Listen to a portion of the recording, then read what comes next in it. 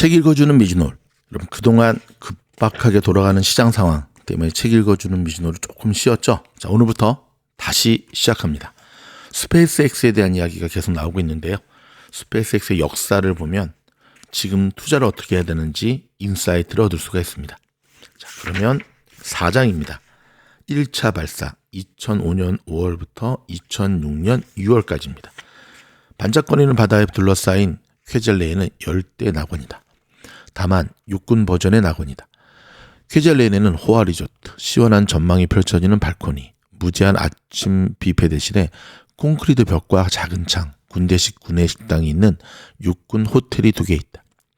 메이시즈 호텔은 같은 이름의 백화점과는 닮은 구석이 하나도 없고 쾌젤레인지로는 특색을 할 만한 게 전혀 없다.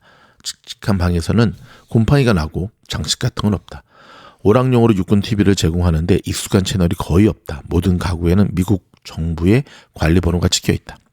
사람들은 그곳을 아주 싫어하거나 아주 좋아했죠.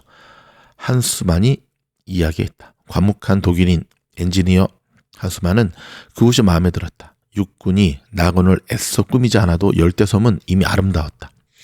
한스만은 얼마 안 되는 자유시간에 바닷속으로 다이빙해서 환초의 매력을 제대로 즐겼다. 그가 자주 가서 시간을 보낸 장소 중에 하나는 2차 세계대전 당시 활약한 독일 순양함 프린츠 오이겐이었다. 길이 약 200m의 낡은 중순양함이 수면 35m 아래 거꾸로 누워 있었다. 프린츠 오이겐은 독일군 최대 전함인 비스마르크와 함께 영국군함 HMS 후드를 침몰시키는 데 일조했으나 전쟁이 끝나면서 연합군에 넘겨졌다. 미 해군은 프린츠 오이겐을 마샬 제도의 비키니 환초로 보내 핵무기 시험에 사용했다. 이 배는 1946년에 시행한 에이블 베이커 시험에서 살아남았지만 후에 쾌젤레인 석호로 예인되어 수장되었다. 지금은 프로펠러와 키만 수면 위에 올라와 있고 나머지 부분은 거의 물속에 잠겨있다. 그 밑에 내려가서 머무르곤 했습니다. 쾌이스만이 회상했다. 용골 밑으로 헤엄쳐서 배 아래로 내려갔다가 다시 올라오곤 했어요. 낮에는 일해야 해서 주로 밤에 다이빙하곤 했습니다. 아무나 누리는 기회는 아니죠. 거의 뭐 코난이네요. 그렇죠? 아, 배를 이렇게 수장시키는군요. 저는 다 분해하는 줄 알았는데. 자, 프린츠 오이겐은 전쟁이 끝난 수십 년 후에도 분쟁의 역사와 분단이라는 결과가 생생히 남아있는 독일을 연상케 했다.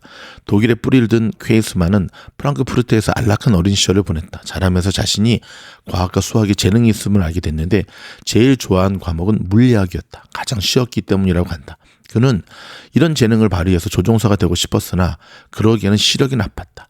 항공우주산업은 그 차선책이었다.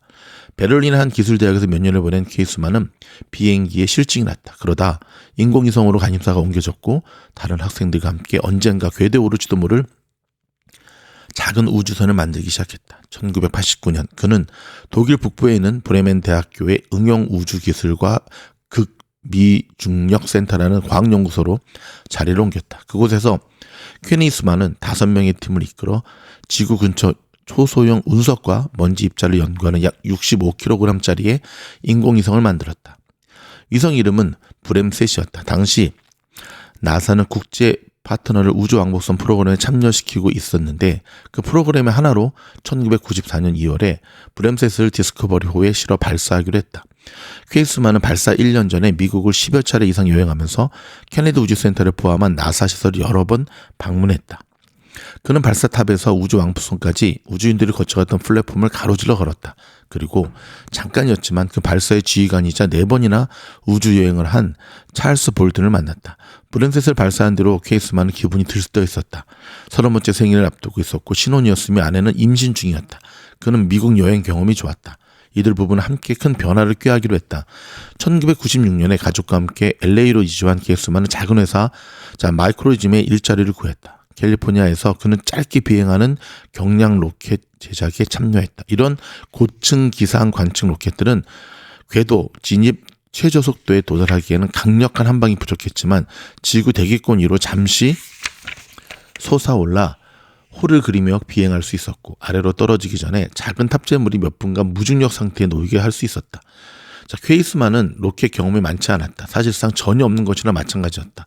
그러나 작은 인공위성의 우주여행을 직접 통제해본 경험이 많았다. 그는 로켓의 유도, 항법, 제어 방법도 분명 크게 다르지 않겠거니 생각했다. 아주 자연스러웠어요. 우리 모험의 한 부분이라고 할까요? 아내는 정말 여기로 오고 싶어 했습니다. 캘리포니아에서 지내고 싶어 했죠. 퀘이스만 부부는 모험을 즐기고 있었다. 그리고 한스 퀘이스만은 그 이후로 로켓에 관해 지독히 많은 것을 배우게 되었다. 퀘이스만의 모험은 그를 서쪽으로 더 멀리 데려갔다. 2003년에 친어리 톰슨과 함께 퀘젤라인으로 첫 실사여행을 떠났던 경험 덕분에 그는 이미 이 지역은 물론이고 환초까지 가는 고된 여행에도 친숙했다. 그래서 2005년 6월에 스페이스X가 대체 발사장을 건설하기로 했을 때 퀘니스만의 서쪽으로의 진격을 진두지휘했다. LA에서 퀘젤라인까지 옮길 것이 너무 많았다. 직원들이 이틀에 걸쳐 비행기를 2번 타며 로켓 핵심 부품을 나르지 않는 한 화물 대부분은 한 달 걸리는 배로 운송해야 했다. 직원들은 엔젤군도 본사에서 대형 화물선에 실을 10여 개의 화상 화물 컨테이너에 짐을 싸기 시작했다. 얼마 전 반덴버그의 발사시설을 건설한 경험을 통해 그들은 오멜렉섬에서 펠컨 1을 조립하고 시험하고 발사하려면 그야말로 모든 게 필요하리란 것을 알았다. 그래서 작은 공구부터 기중기, 크고 작은 배관, 컴퓨터까지 필요한 것 전부를 12m짜리 화물 컨테이너에 채워넣어 항구로 보냈다. 그의 여름 3개월 동안 회사는 배와 군용 항공기를 동원해 약 30톤의 화물을 태평양을 가로질러 실어 날랐다. 퀘이스만과 동료 대부분은 군대식 숙소를 정말로 신경 쓰지 않았다. 하루 일찍 시작해서 종일 일해도 꼬박 일주일이 걸리는 업무 강도 때문이었다. 스페이스X가 오잘렉섬으로 바로 가는 배를 마련하기 전에 직원들은 맥섬으로 가는 승객들이 타는 쌍둥선을 함께 타야 했다. 그 배는 해가 뜨기 전에 퀘젤레인 선착장을 출발해서 약 1시간 후에 스페이스X 팀을 오멜렉에 내려주곤 했다. 팀원들은 쌍동선이 다시 태우러 오는 늦은 오후까지 일을 했다. 저녁에 퀘젤라인으로 돌아오면 다음날 할 일에 대한 계획을 많이 세워야 했다. 그날 발견한 문제를 해결하고 캘리포니아에 있는 엔지니어들과 회의하고 물류 계획을 짜거나 로켓 발사에 필요한 허가를 받기 위해 육군 관계자들과 협의해야 했다. 진어리를 포함한 일부 직원은 아예 환초로 이사왔고 2005년 하반기 거의 전부를 퀘젤라인과 오멜렉에서 보냈다. 자, 퀘이스만처럼 가족이 LA에 있는 직원들은 몇 주를 섬에서 보내고 본토로 돌아왔다. 시간이 흐를수록 그렇게 왔다 갔다 하는 일이 직원들을 지치게 했다. 내 평생 하와이에 가본 적이 없었어요. 그 기간에 퀘니스만의 핵심 부관 중 한 명이었던 필 카스프가 말했다. 그런데 6개월 동안 거길 너무 많이 가봐서 다시는 가고 싶지 않았습니다. 스페이스X는 오멜렉의 작은 콘크리트 벙커를 제외하고는 기반 시설이 아무것도 없는 상태에서 일을 시작했다. 발사팀은 콘크리트 발사대를 만들고 로켓을 보관할 경락고를 지어야 했다. 그들은 캘리포니아에서 400kV 암페어 용량의 거대한 발전기를 사서 퀘젤라인으로 보냈다. 브라이언 벨드의 첫 임무는 스페이스X가 퀘젤라인에서 로켓과 통신할 수 있게 하는 것이었다. 로켓은 워낙에 폭발 위험이 크고 오멜렉은 면적이 너무 좁아서 발사할 동안에는 아무도 섬에 남아있을 수가 없었다. 그래서 스페이스X는 퀘젤레인에 있는 육군 시설에 관제센터를 세웠다. 펠컨1이 경로를 벗어나면 발사 안정관이 관제센터에서 로켓의 신호를 보낼 수 있어야 한다. 그러나 오멜렉은 퀘젤레인에서 가시거리밖에 없었다.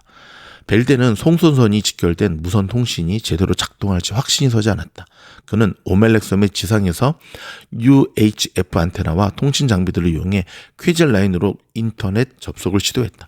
통신 상태가 너무 나빴다. 이번에는 고소 작업대 리프트를 타고 수직으로 세운 펠컨1의 안테나 높이 정도 되는 지점까지 올라갔다. 신호가 잘 잡혔다.